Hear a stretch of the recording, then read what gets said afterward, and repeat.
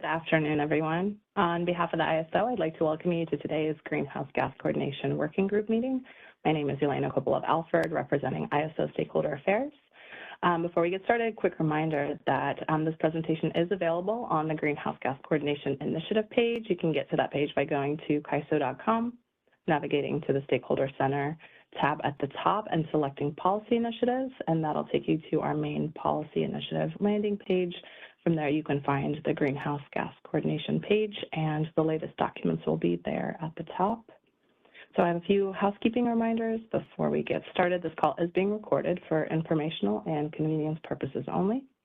Any related transcriptions should not be reprinted without the ISO's permission, and these collaborative working groups are intended to stimulate open dialogue and engage different perspectives.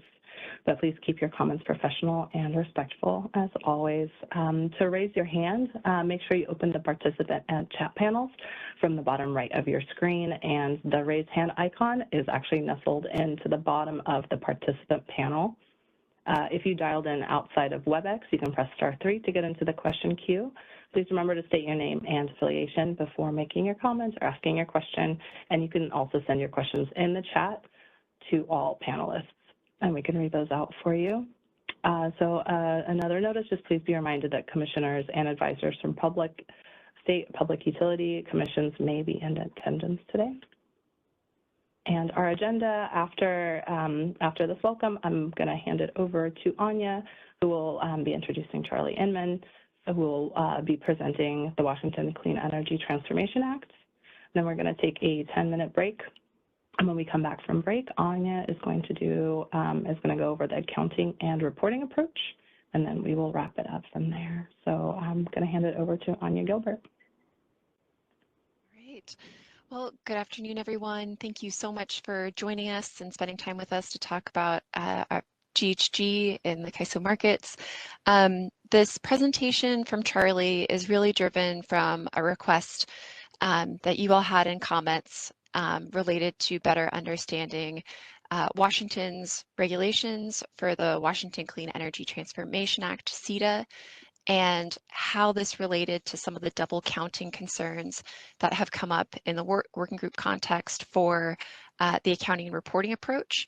And so I really want to thank Charlie Inman for agreeing to come and present. He's a energy policy advisor at the Washington Utilities and Transportation Commission to come give us that overview.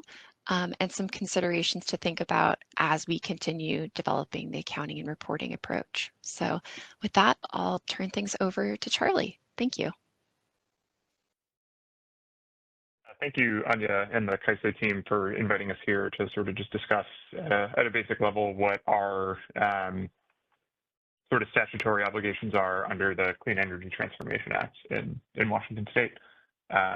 We'll talk a little bit about the background today, and then our understanding of the double counting restrictions in statute, as well as the sort of, I guess, quick and dirty recap of the issues that we faced and how we got around them in the Markets Plus context, which we understand is going to be different from the EDM context, but could be informative as we're all moving forward here.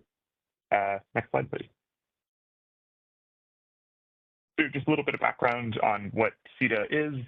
Washington has two laws that govern decarbonization in the energy sector.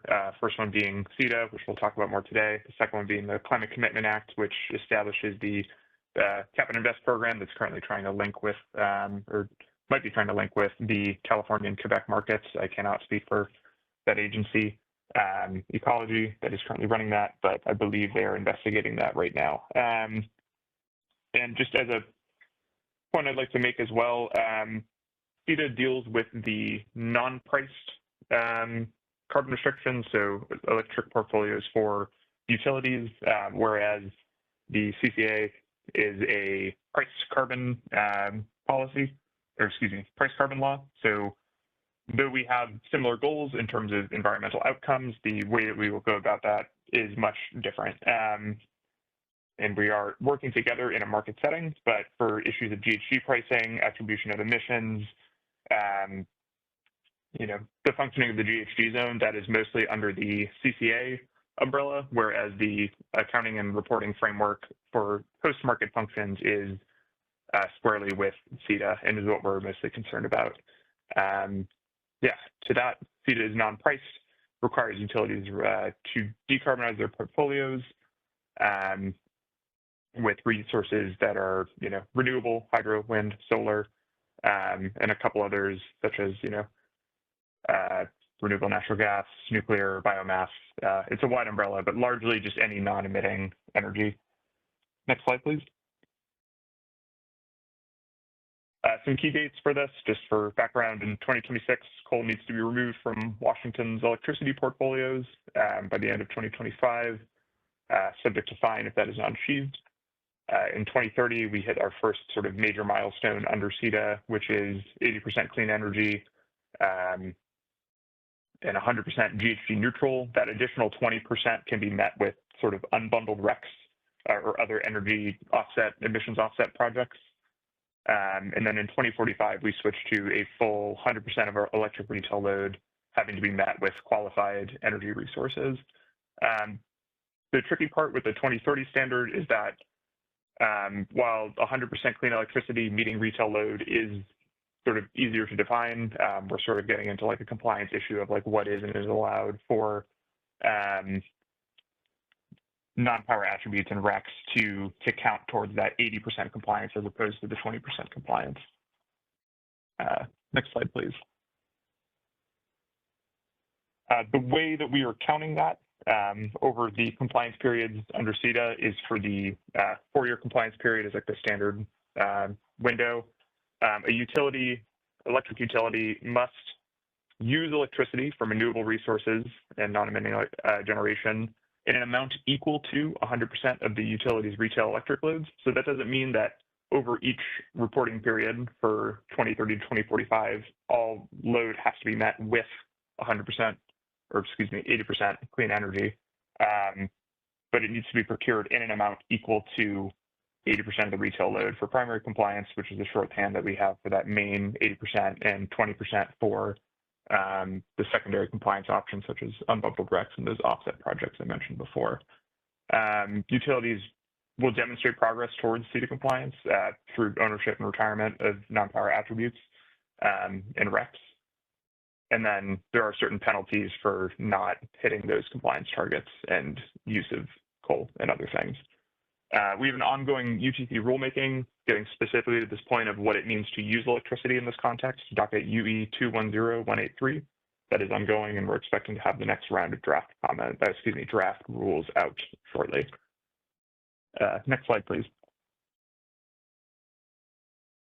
So in statute, when we're talking about the ownership of non-power attributes, we're basically required by statute to have that be met with renewable resources, renewable energy credits.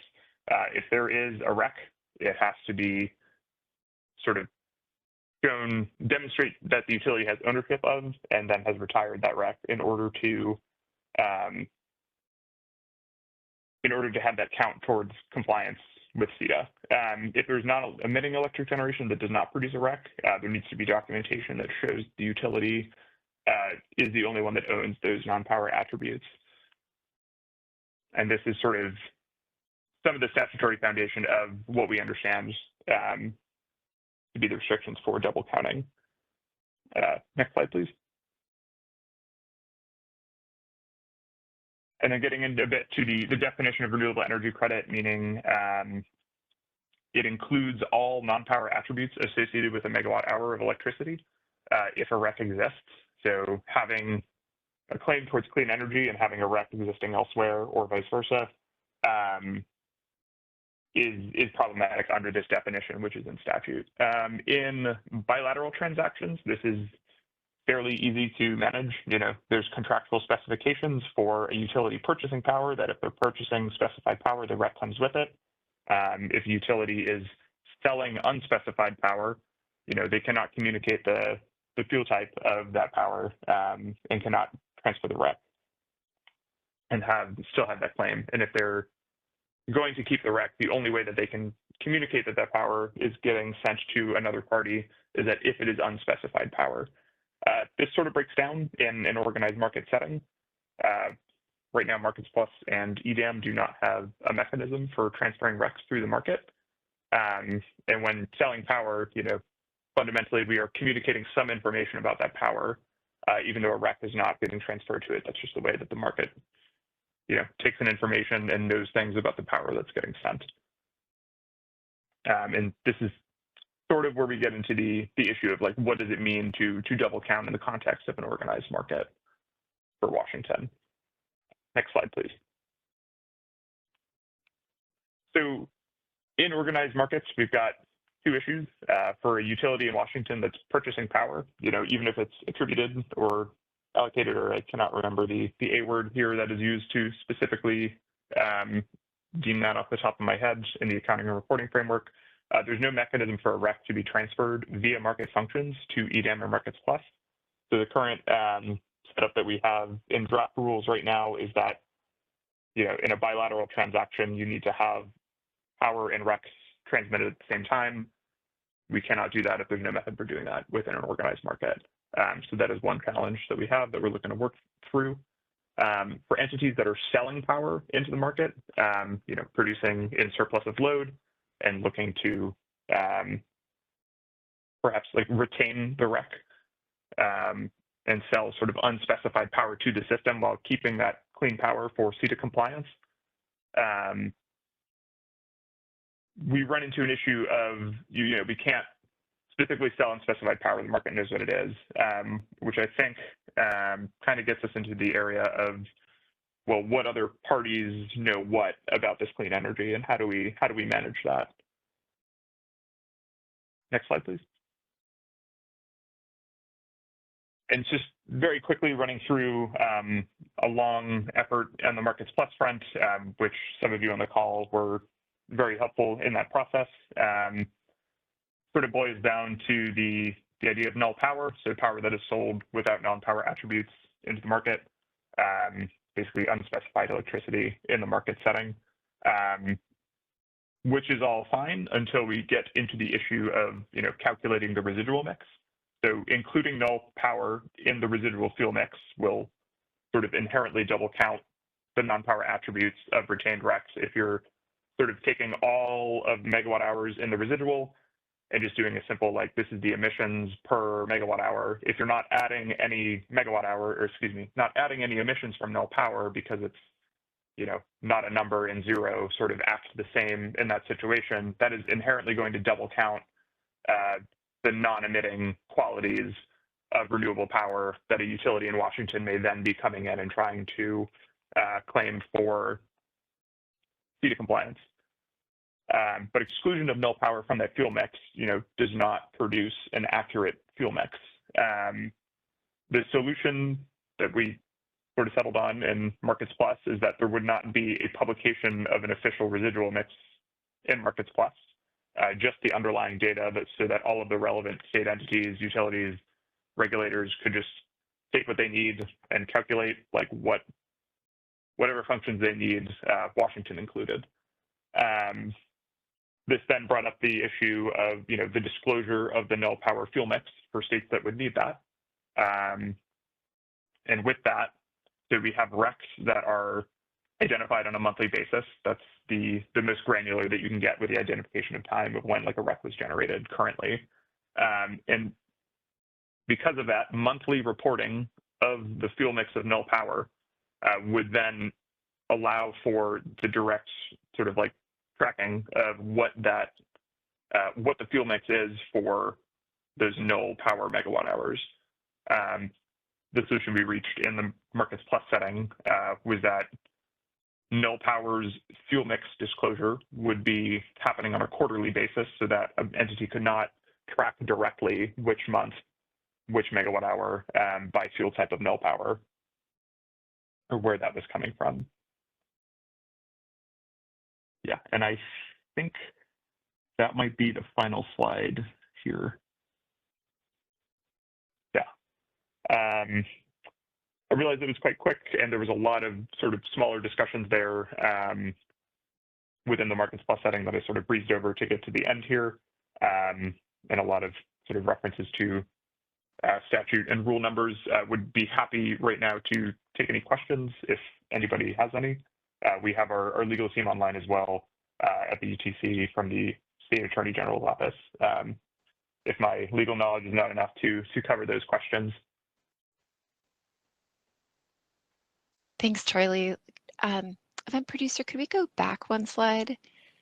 Maybe while folks are thinking of questions, something to weigh in on, and something we've been considering, and it might be more of a question for other states or folks from CRS or other nonprofits. But I think one aspect when we think about reflecting Washington's requirements to prevent double counting that come to mind are, is there a consistent definition across the West for null power?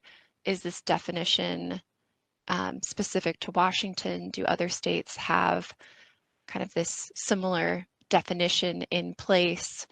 In other words, is there a common agreement across the CAISO footprint for this definition to be used in order for entities to flag with the accounting and reporting approach what resources might be null power, so that it can be a part or kind of tracked separately in a residual rate data set? So maybe a question if you know, Charlie, or if other folks that are on the line can answer that based on their jurisdiction or background. Thanks. I'm not aware of any sort of West-wide or larger definition of null power besides the one that was sort of defined in the Markets Plus setting, but open to be corrected on that.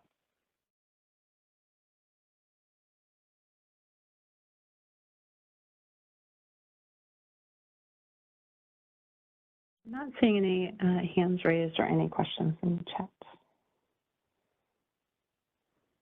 Oh, I have, there's one hand from Stuart Kelly. Let's go to Stuart. Thanks for the presentation. Could you possibly comment on the third bullet under residual mix? Just explain a little bit more detail how this approach actually helps, so that I get a better understanding of the problem and the fix that was applied. Sorry, I think I missed the beginning of your question there. Were you talking about like the non, or like the lack of a residual mix and how that solved the problem? Specifically talking about the third bullet under residual mix. N plus solution was, the Markets Plus solution was no publication of the official residual mix from Markets Plus, only the underlying data. Can you just expand on that a little bit more, how that actually helps fix the problem? Yeah, for sure, and thank you for that question. Since we were not able to bridge the gap between what type of residual mix would be used in this setting, there was some additional disclaimer language that was added in the Markets Plus setting, not in the protocol, but sort of accompanying the data that would state, entities may not make a retail claim on the non-power attributes of the null power within like a load-based accounting framework, similar to CETA, anything RUF-based. And that, as I understand it, was enough communication of sort of like warning against double counting that the publication of that data would make it okay within Washington that it was getting shared, as long as it was disclosed that you cannot use that as a claim in place of an actual rec. So if a utility in Washington was, putting null power out there, the efforts on SCP's front there to sort of highlight that this is not something that you can make a renewable energy claim for would be sufficient to sort of put away any double counting concerns. And then that would avoid the problem of having to have an official market rate that would either compromise the emissions attributes there or be inaccurate.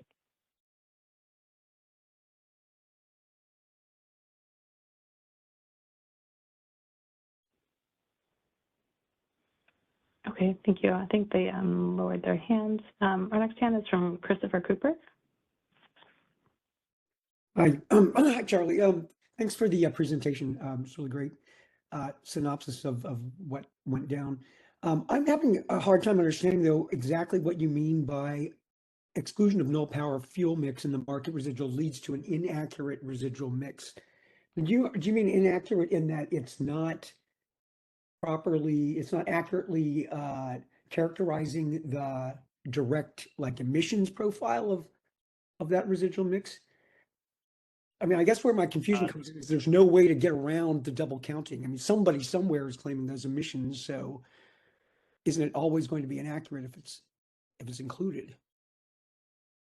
Yeah, I think the sort of inaccuracy of the fuel mix, like kind of agreeing on, what is the numerator, the total amount of emissions, like what is the denominator here, like the total number of megawatt hours that we're counting those emissions over, became like the question, like, do you add the megawatt hours of null power to the denominator while just not adding anything to the emissions? Do you stretch the average of all of the, the emissions rate of like the non-null power energy in the residual mix over to the null power? That between all the different stakeholders in the markets plus setting, like I don't think we were able to agree on a specific way to handle that question, which is why just the publication of all of the data for everyone to kind of do their own work with for whatever regulatory need they had became the solution. Is that answering your question there? Well, I guess I don't know. I guess it makes it sound as though inclusion of the null power in the fuel mix would lead to a more accurate residual mix, and that's not true either, right? Because it would be double counting emissions attributes that are already being claimed by someone else. Yeah, and I think it would be accurate from the sort of emissions-based accounting point of view, but would create an issue for like a rec-based accounting point of view, which gets into the double counting issue that Washington would have in that context. If I'm understanding your question correctly. No, that's exactly it. Yes. Gotcha. Thanks. Okay, thank you. Our next hand is from Claire. Yes, thank you. This is Claire Bridnich from the Western Power Trading Forum. So I had a couple of thoughts I wanted to share. So first, even though we're approaching this from the context of null power and the concerns about null power, but I think there's an underlying issue that Charlie, you guys are looking at differently than I would argue most of the other states in the West that are doing accounting. And that's about what a specified contract means. Specified contract was originally a concept that came out of the California Cap and Trade program. And what it conveys is the right of a buyer to claim energy as being sourced from a particular resource. Where I think, Anya, can you actually go back a slide? Event producer, could you go back a slide, please? Hold on. It's the one that's got bilateral and organized markets. Maybe I mislooked at my.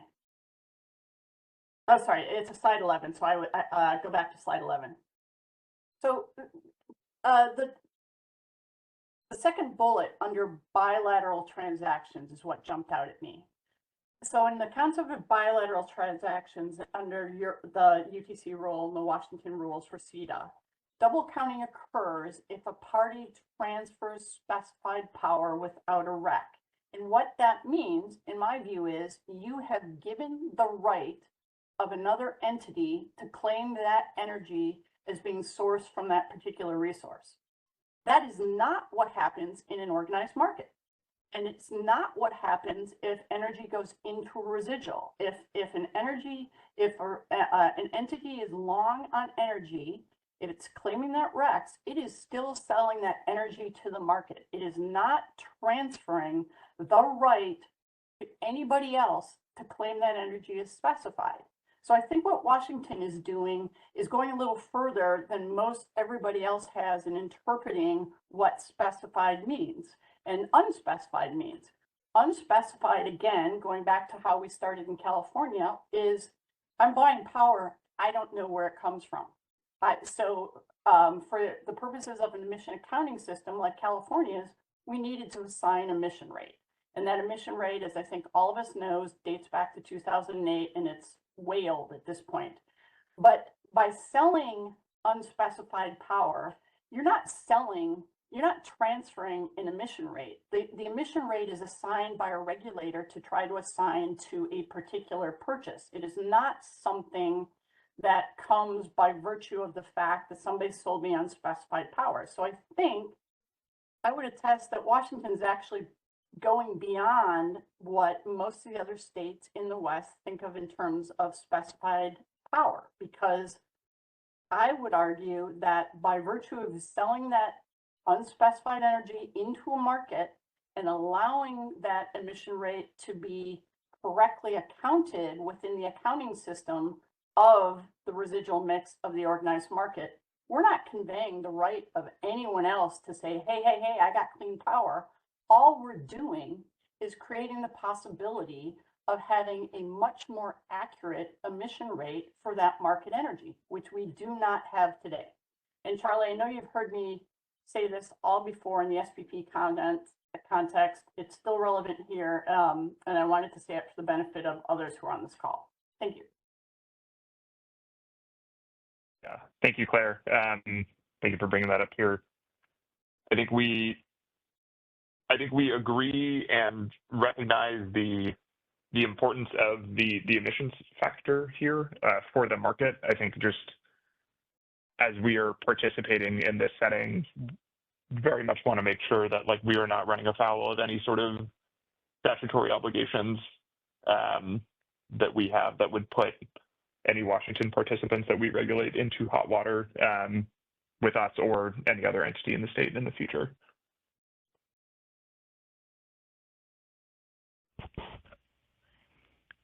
We do not currently have any more questions. Oh, we have one hand raised. Please go ahead. Hi, this is Jonah Cabral from Portland General Electric. So first off, thanks Charlie for the presentation on Washington's rules. I think that's really interesting to have some background about the Markets Plus process, and obviously it's a different stakeholder group in that process. So for Oregon, obviously we have clean energy targets, emissions reductions targets under HB 2021, and I just wanted to clarify for the group that program is not a REC-based program. It's an emissions-based program. So some of the solutions from the Markets Plus process that would take away from the residual rate development for the purposes of this working group, I think PGE, we would be concerned to go too far away from developing the accounting and reporting emissions rate approach. So also thank you to Claire for outlining some of the nuances there.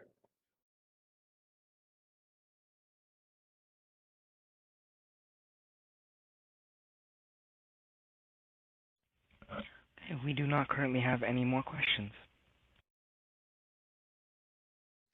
All right. Well, a big thank you to Charlie for agreeing to come and present this overview. I think it's informative for this working group, especially as we further develop the accounting and reporting approach to understand kind of some of the constraints when you think about the statutory regulations and how that might influence kind of how data is reported as part of the residual data set, or if or how a residual rate or rates would be developed. So thank you to Charlie and UTC staff for coming in and joining for this portion. I think we had planned for a kind of quick 5-minute break before moving on to the next section.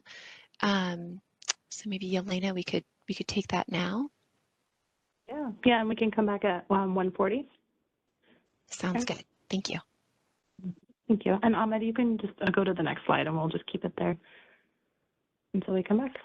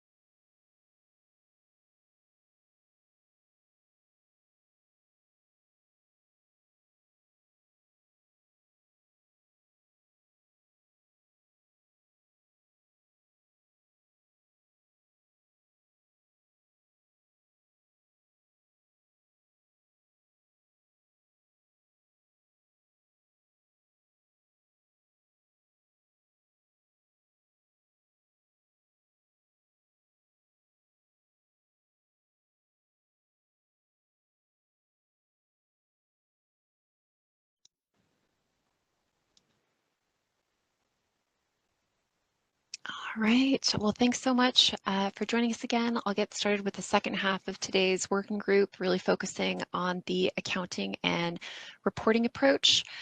I'll start by flagging that this update is really driven by some of the conversations that we've been having in the GHG coordination subgroup, as well as some of the updates in terms of what the CAISO can accomplish with this report.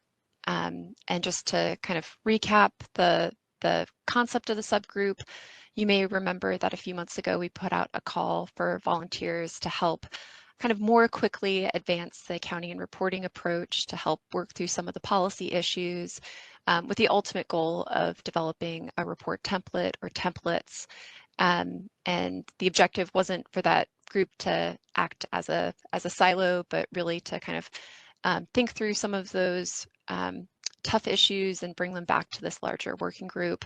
So I'll do my best to kind of represent some of the conversations we've been having in that subgroup, and also hear our larger working groups feedback on some of the direction.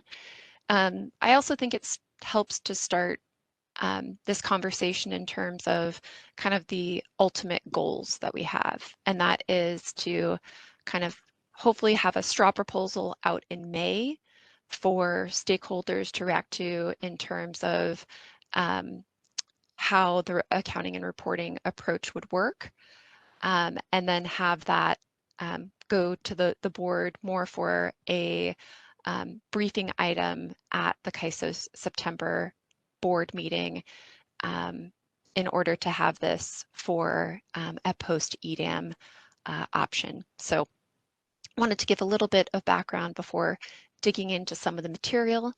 And with that, event producer, could we move to the next slide?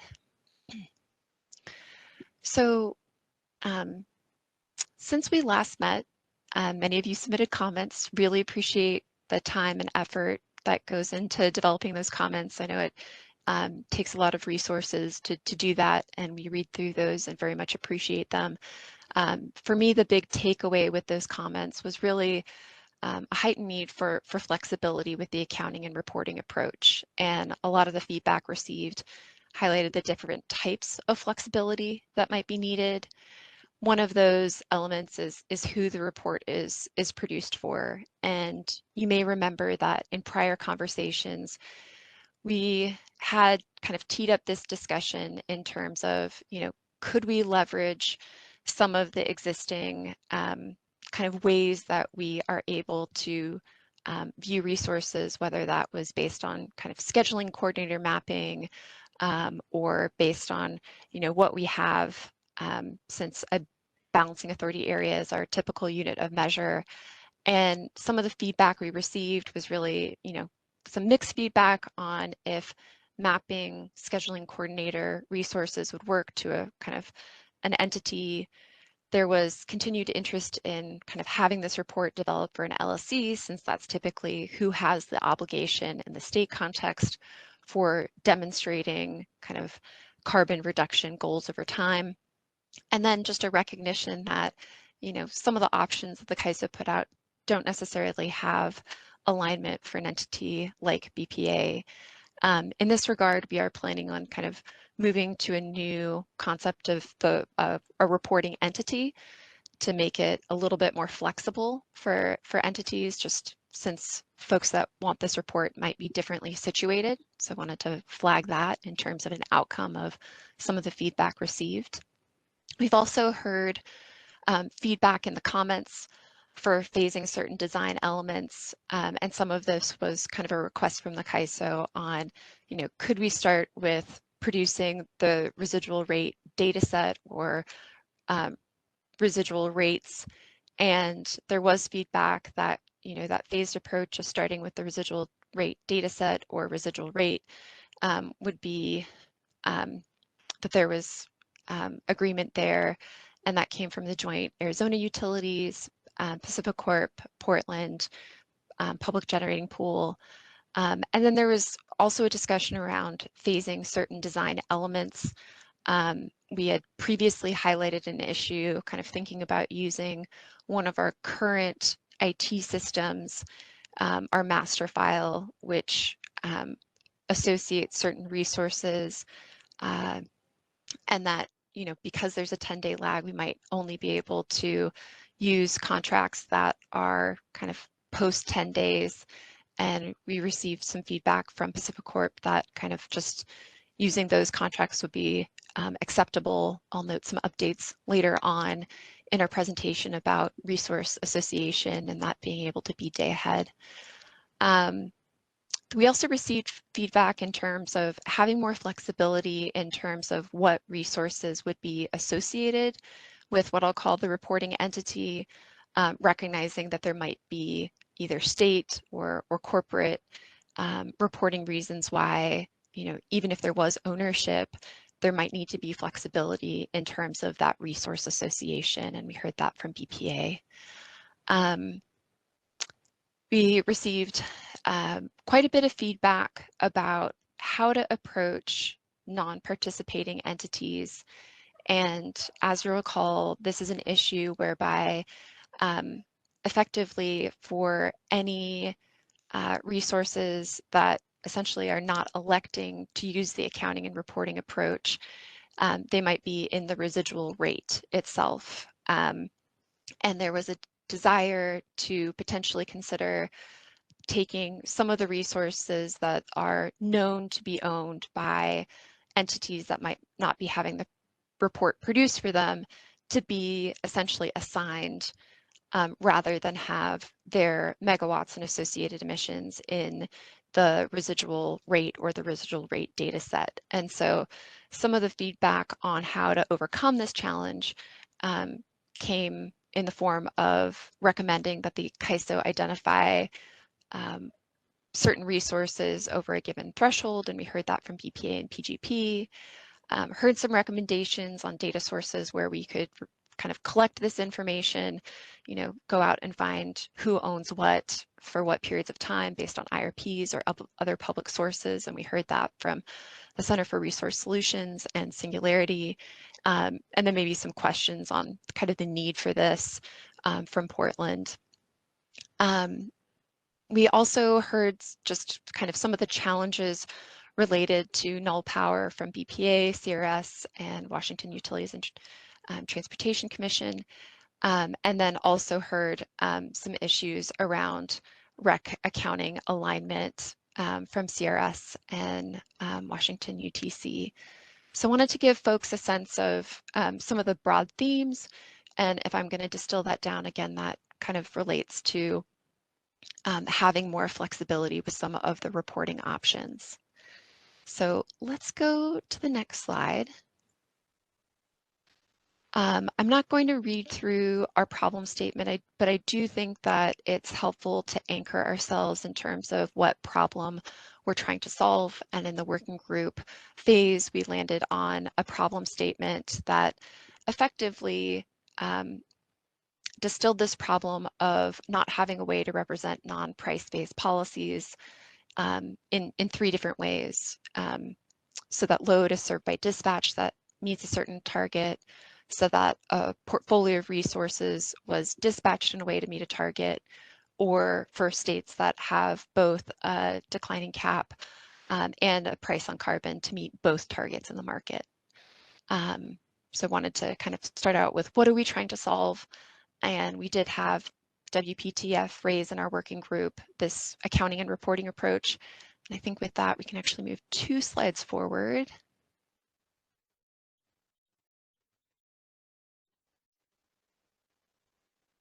And 1 more slide. We reversed our objectives and our overview of the accounting and reporting approach, but WPTF's suggestion was just to level set is really to kind of produce a report that enables LSE or reporting entity to show over time how a combination of their ownership and contracting decisions along with market dispatch result in a given emissions inventory. And templates were provided, and I have kind of a distilled version down of the report here, which looks at, you know, on a 5-minute basis, the CAISO is calculating what resources were dispatched, that were owned, that were contracted, net what was attributed, since attributed resources are serving a GHG pricing region or the other GHG pricing region. And then kind of a recognition that if what was generated was greater than load, the reporting entity shouldn't have to count all of those emissions because not all of those megawatts and emissions were used to serve their load. And then conversely, if what was dispatched by the market was less than their load, a recognition that you would add in the associated megawatts and emissions using a residual rate. There's a lot of nuance behind this generalized formula, but this was the basic architecture of that approach that we're working through as a working group. So let's move to the next slide.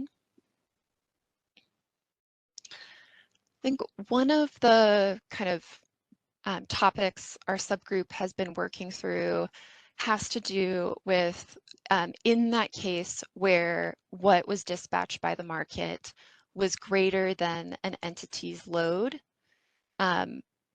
what does the entity get to count towards their emissions inventory versus should any of that excess go back to the residual rate or not?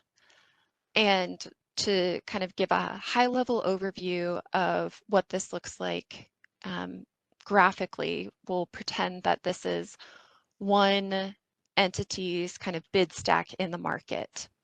And the orange line represents what the market dispatched. And you can see that it dispatched hydro, it dispatched wind resources, and it dispatched gas. However, if you're looking at what their total load was, which is about under 1,000 megawatts, you know, what if you were to kind of add that up based on least cost dispatch, you know, that load was first met with hydro and solar resources. And so there's kind of an open question of what was dispatched to serve native load versus dispatched to economically serve the broader regional footprint. And some concepts came up in terms of what approach could you take in terms of what the entity should assume should be associated with their own report. And what the ellipses are meant to represent are some of those different options. So one approach, 1A, we'll call it kind of averaging the emissions, is to take everything that was dispatched and average it. A second option, 1B, is to use a merit stack order and say, you know, using least cost dispatch, the cheapest resources in that bid stack served that area first. And option 1C is really kind of recognizing there might be state requirements or other requirements that might say, hey, this entity, you know, it might not be a merit order, but maybe there is a regulation that says, you know, hydro must serve this entity first, or their owned resources, which happen to be hydro, must serve this entity first before other resources. So there's different ways to break down what should be associated with the entities report. And let's move to the next slide. And this kind of shares that information in more of a table format. And I realize this might look overwhelming, but the goal here is to kind of break down some of the possibilities. And it really comes down to option 1, 2, or 3. Option 1 being, are you crediting a reporting entity for some of their excess and kind of letting them choose what should be associated with the report, and also taking anything that's excess and putting it back into the residual rate. And if you take that approach, it really defines the residual rate as all resources that are unowned and uncontracted, as well as the excess megawatts and associated emissions from an LSC's portfolio. The second option, listed as number 2, is to not necessarily have crediting, and maybe instead you just have an average for the reporting entity and you don't return excess to the residual rate. And this changes the definition of what residual is to everything that's unowned and uncontracted. But a big challenge with this approach is it really doesn't capture all the emissions, because some of these emissions may not be captured in the residual rate itself, if you were to kind of add up all of the reports and what was in their residual rate. And then the third option was this hybrid approach of allowing for kind of crediting to occur and giving some flexibility there, but still not returning excess generation. And again, this doesn't capture all emissions either. And then I think where we landed in the subgroup is really kind of giving the entity choice to say, you know, allowing that averaging of the emissions or using a merit stack order, or essentially letting them choose if it's different than them two, which really boils down to 1C, and giving them flexibility on what approach they might want to take. And there are implications to this for, you know, what their report total would be, but also how this impacts the residual rate. And I think for that, we can move to the next slide.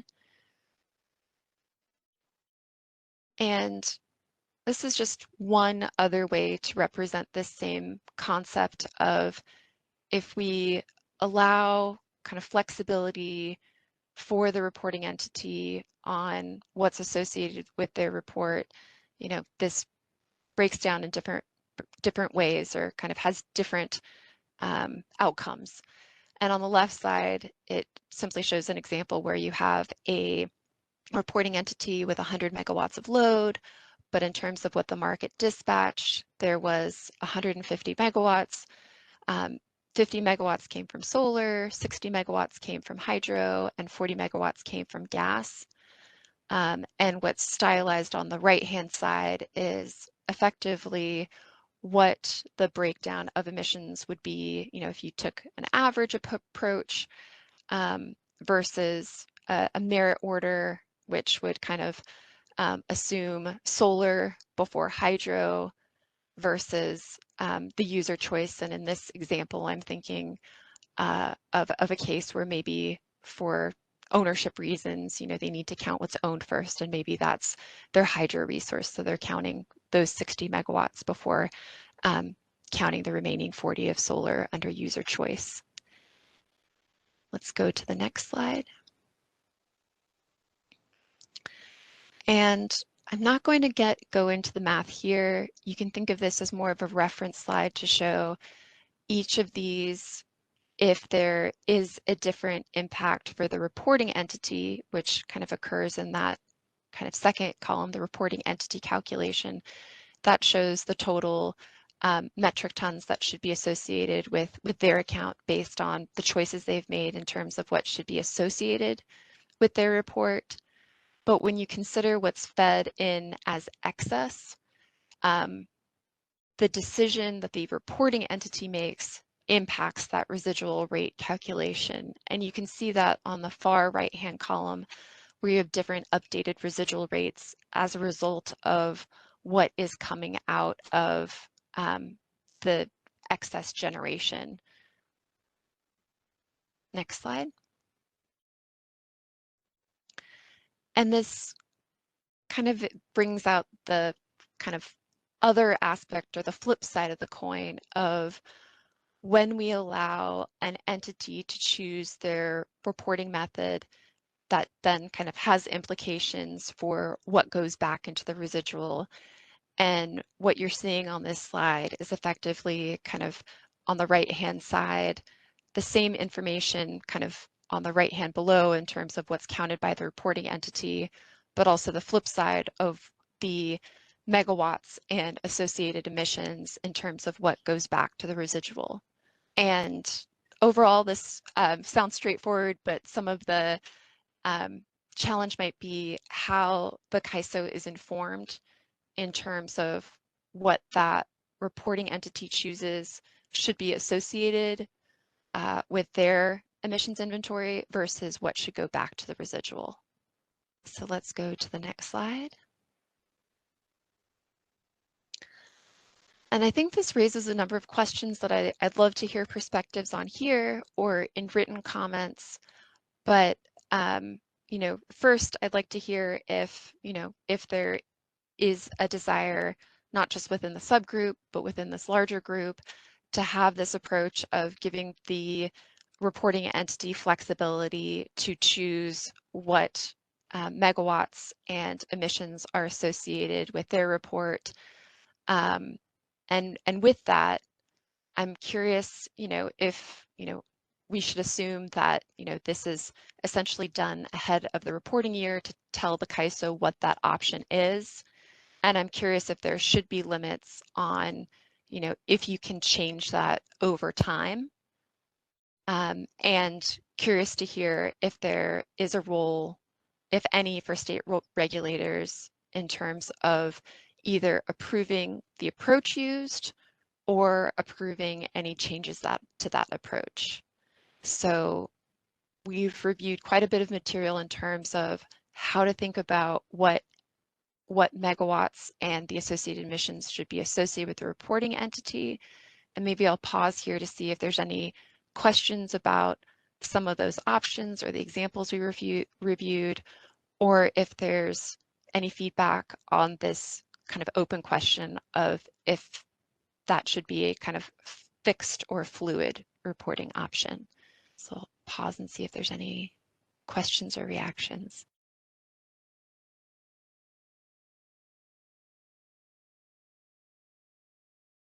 Let's go to Stuart Kelly.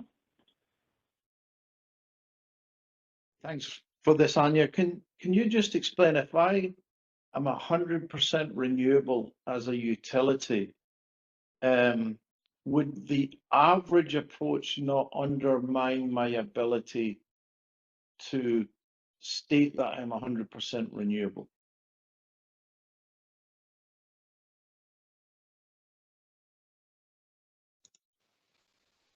I mean, I don't see why not, because if you're saying you're 100% renewable, if what was dispatched by the market is zero emitting and 100% renewable, and you're taking that average approach, this assumes that you're an entity that has excess, and therefore you're not essentially consuming anything from the residual rate itself. It seems like that would be an approach that would enable you to count yourself as 100% renewable. But if we're giving these other options, is there a reason why, you know, the reporting entity wouldn't choose merit order or choose renewable resources first? Can you expand on that question? So this is only applicable to the excess component beyond the load. There's no concern about some form of attribution back to the piece that's serving the load. Am I understanding that better now? Why don't we actually, event producer, could we, I think it'll be helpful for this conversation to go back to slide 18. So Stuart, I think, you know, if you have, what we're really talking about in this section is this kind of middle variable when the dispatch generation is greater than load. Any sort of attribution and accounting for attribution would be done kind of above. So the CAISO's calculating for this reporting entity, you know, what was dispatched that was owned and contracted, net attribution. So if this entity, let's say, dispatched 110 megawatts, they had 10 megawatts attributed, their total would be 100. Let's say their load is 90, they have 10 megawatts of excess. And that might be the scenario we're in when we're talking about this kind of excess scenario. The calculus would be different if this resource was kind of, if this entity had attribution that made them kind of a net buyer from the market, then they would add in at the residual rate. And maybe that's the scenario you're concerned with, where because of attribution, then the energy and associated emissions at the residual rate are being added in. Is that the scenario you're describing, Stuart? I think that the second part is definitely a concern, but just sticking with the first part where you have excess 10 megawatts, and that excess was actually served from a renewable resource into the market. I just want to make sure that through this average approach that's being considered, that there's no attribution back to say that, you know, we've got some emitting resource now in the mix, and the LSE gets attributed for some of that emitting resource, even although it all came from non-emitting. I'm just trying to make sure that that's not a concern.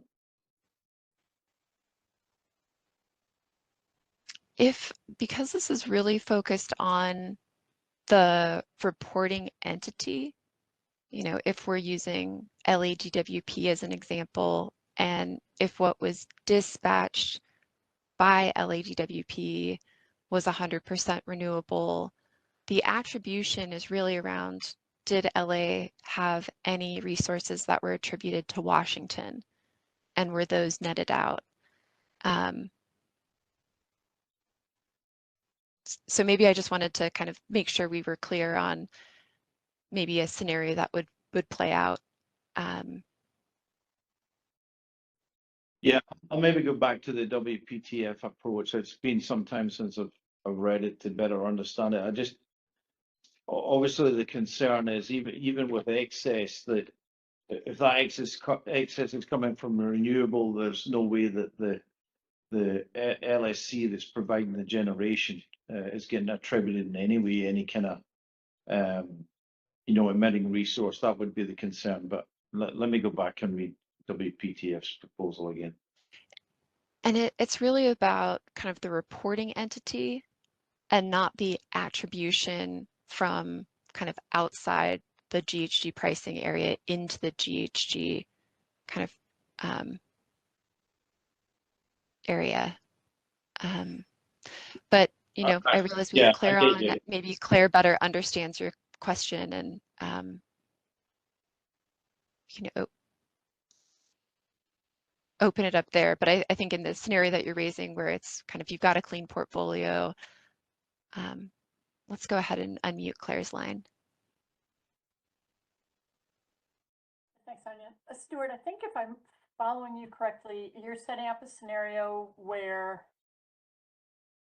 the entity has sufficient generation of its own and contracted resources to meet its load, and then some, and all that energy is non-emitting energy. Is that, am I understanding that correctly?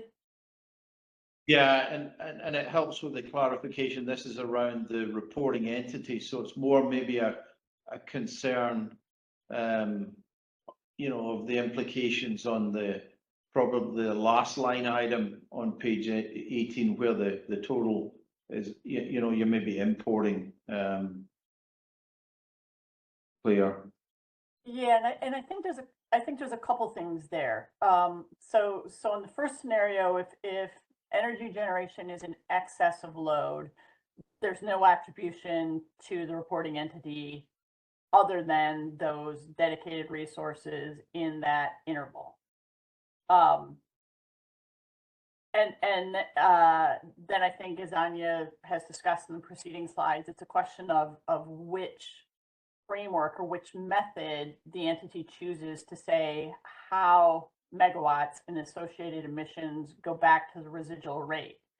And I'd note that, you know, the way that California is kind of already leaning with the power source disclosure and then the greenhouse gas planning, you kind of have within California, it's kind of recognized already that you have the right to claim all your clean stuff first, and it's, if there's gas in the portfolio, that goes to the residual rate first.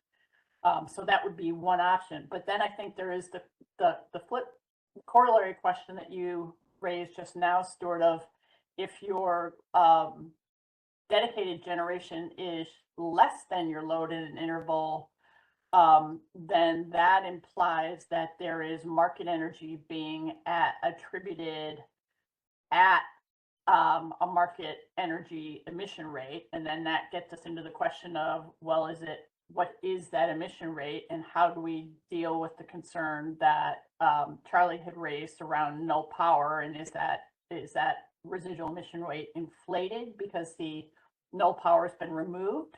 Or is it something that truly represents all the energy that's in the market mix?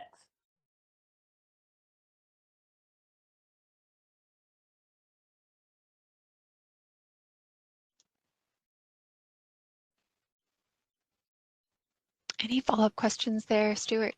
And thank you, Claire. No, that helps, Claire. Just clarify the proposal. So it's probably the concern will be around that latter kind of scenario here. So thank you for that clarification.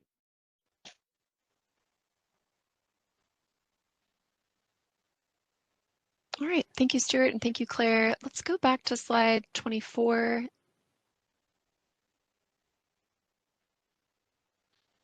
So we can either discuss this now, or looking forward to written comments, really looking to understand if, at least for this reporting option for excess generation, assuming we're kind of giving the user flexibility in terms of are they going to take an average approach or merit order approach or a different method, kind of letting the CAISO know what that is in advance of the reporting year.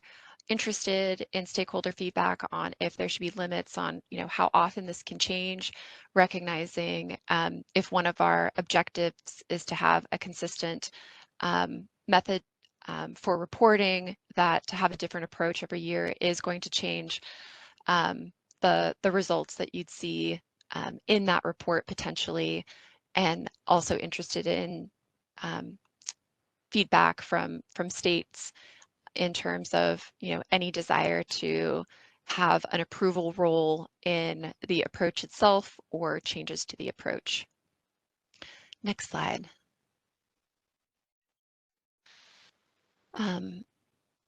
So we've talked about the optionality for a reporting entity to choose what approach to use in terms of what the resources and associated emissions should be associated with their report. The flip side of that is, how do we feed excess generation back into the residual rate? And that residual rate is then used if a reporting entity is a net buyer in a given 5-minute market interval. And if we're allowing kind of entities to say, these are the megawatts and emissions associated with me, and this is my excess that was consumed by the market, we need a way to feed that back into that residual rate data set.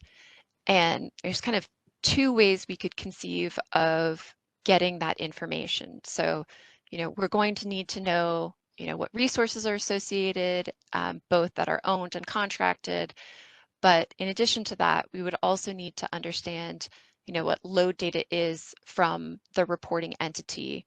And that load data that is sent on a kind of 5-minute basis for non-BAA entities, and I say non-BAA because we may have the BAA level load information, but if it's not a BAA, we may not have that. But we could use kind of the report approach taken, the information on what was dispatched by the market, compare that to load to understand, in this interval, was this entity a net buyer or seller? Now that we know that their approach, we can say this is what was excess that should feed into the residual rate, and therefore we can calculate kind of what the megawatts and associated emissions are that should feed back into that residual rate data set. The second option, and we're suggesting this in light of kind of understanding that it might be challenging to send that load information, would be to notify the CAISO on essentially what resources and associated emissions were associated with the reporting entity, or what was considered excess. So give us one or the other so that we can either kind of net out what was kind of counted towards that entity's report, or tell us what was excess that should feed back into the residual rate. And then we could take that information, then later publish the residual rate data set. So really trying to overcome this challenge of how do we know if an entity is long or short without load data.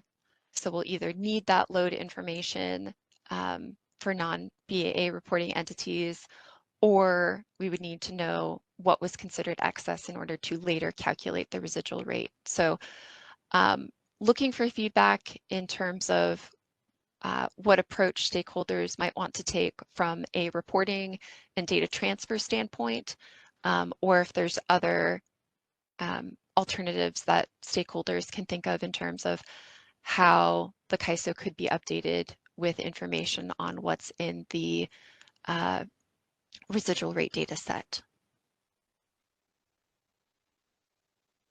And I'll pause there to see if there's either clarifying questions or any initial reactions.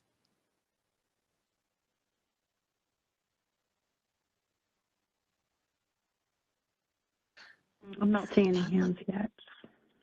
All right, well, let's go ahead and move to the next slide. And, you know, one of the kind of questions we've put out in the past and we're putting out again is related to this accounting and reporting approach. What data might we be producing kind of all at once, or maybe in a phased approach? One approach could be just to publish the data on what resources and the associated emissions that are in the residual rate data set, along with those residual rate, kind of maybe that could consider with and without null power. Some of the benefits of this is that it could address some of the double counting concerns.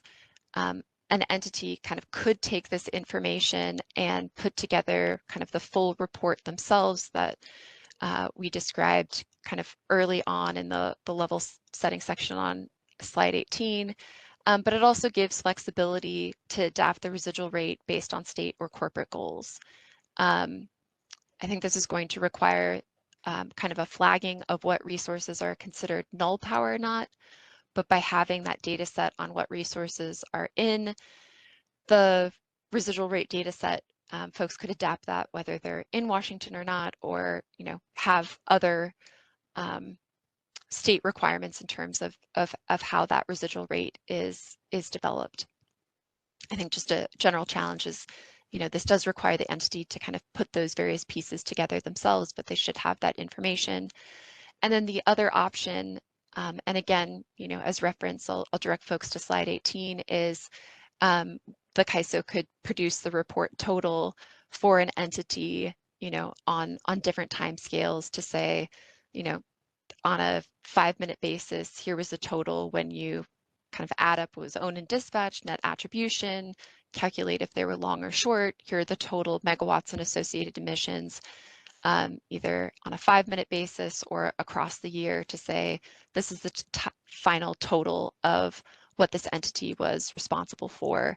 I think just as we outlined some of the challenges of kind of feeding excess back into the residual rate, this also is going to require sending the CAISO load data in order to know if the entity was long or short relative to their generation dispatched, to understand if they, you know, should be kind of, if one of the crediting approaches applies, or if we're adding in the megawatts and emissions at the residual rate.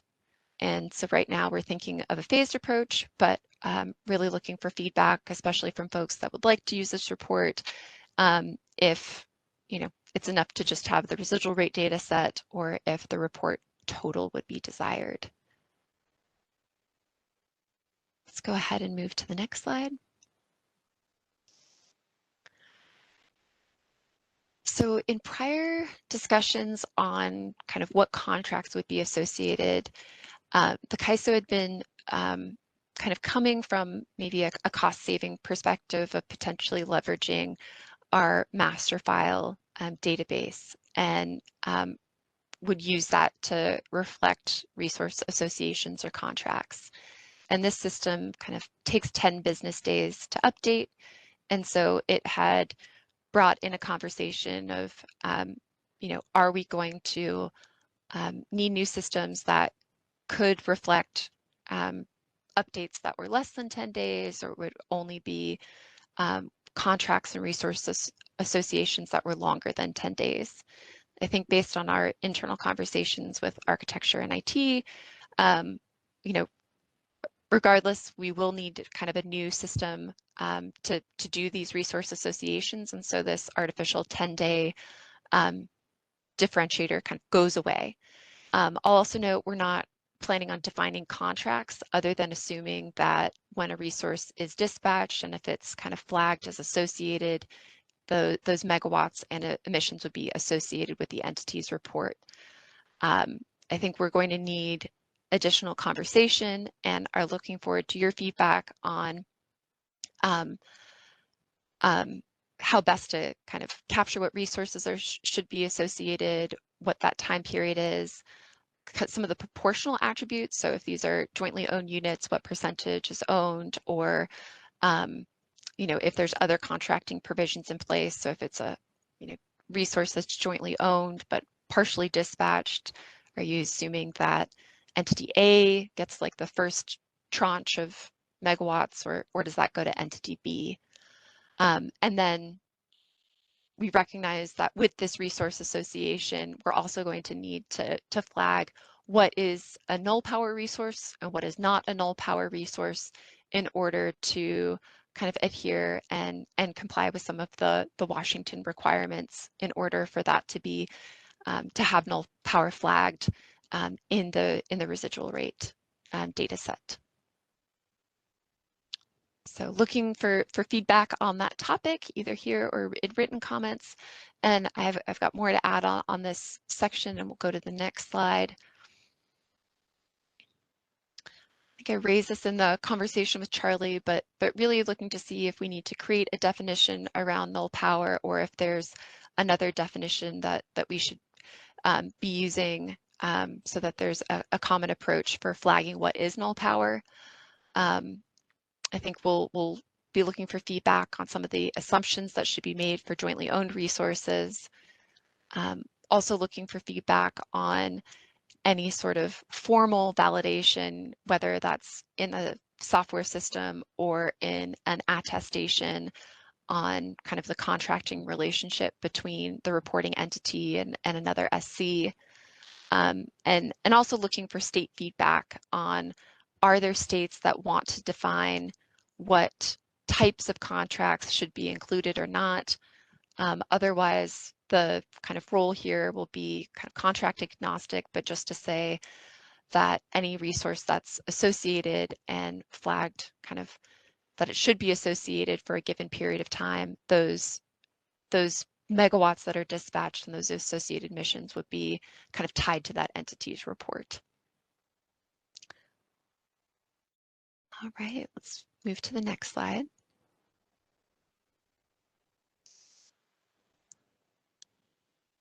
So you may have noticed that with some of the slides, we kind of have listed a straw proposal leaning in terms of an option that we're putting out for consideration for the straw proposal, and in other areas we're kind of still looking for feedback ahead of developing that straw proposal. But one of the big questions has been for those entities that are not using the accounting and reporting approach, what should be the assumption around if all of those resources and their associated emissions should end up in the residual rate, or should they be kind of associated with that they are owned or are contracted with, and therefore their megawatts and emissions don't end up in the residual rate.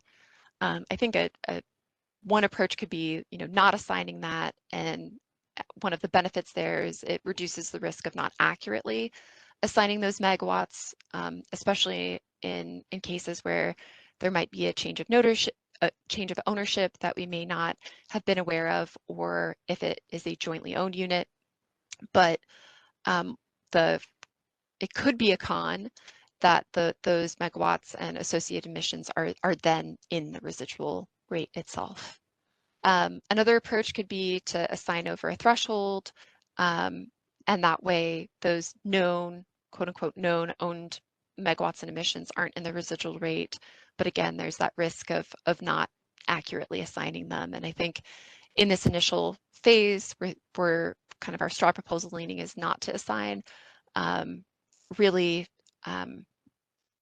due to some of the risk of not being able to accurately do those assignments, but still open to feedback on maybe there are states that want to come forward and indicate what resources should be assigned rather than the CAISO going out and attempting to collect that information. So really trying to understand if there's another approach we could take.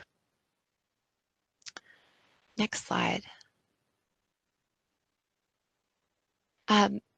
So one of the areas of comments, and this isn't necessarily for the straw proposal, but since the REC accounting issues are brought up in these conversations, we thought it would be helpful to kind of highlight how the CAISO currently coordinates with Regis. And I'll just note at first that, you know, the CAISO kind of takes no claim on a REC. That is a completely separate process. And those power attributes are not kind of, there's no claim on them in the market. But there is data sharing that does happen with Regis. And that happens for meter data, not for GHG attribution data today. And it's really kind of 5-minute interval meter data that's shared with Regis. And we do that for WEIM variable energy resources that have an isometer and have an executed metering service agreement. And that is really done for those resources that fill out a request form and have that metering service agreement in place.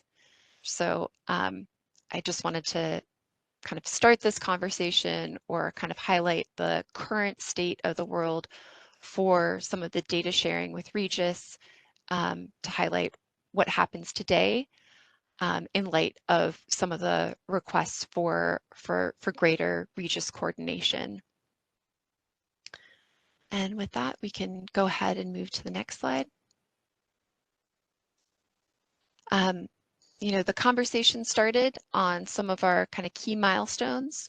We are looking to publish a straw proposal for your feedback in May, and then to take this to the September CAISO board meeting for a board briefing and approval, looking to have some interim BAA metrics in 2026, and to start producing the accounting and reporting approach after EDAM go live. So I wanted to give a sense of, you know, where this falls in the policy process and kind of what an implementation timeline might look like.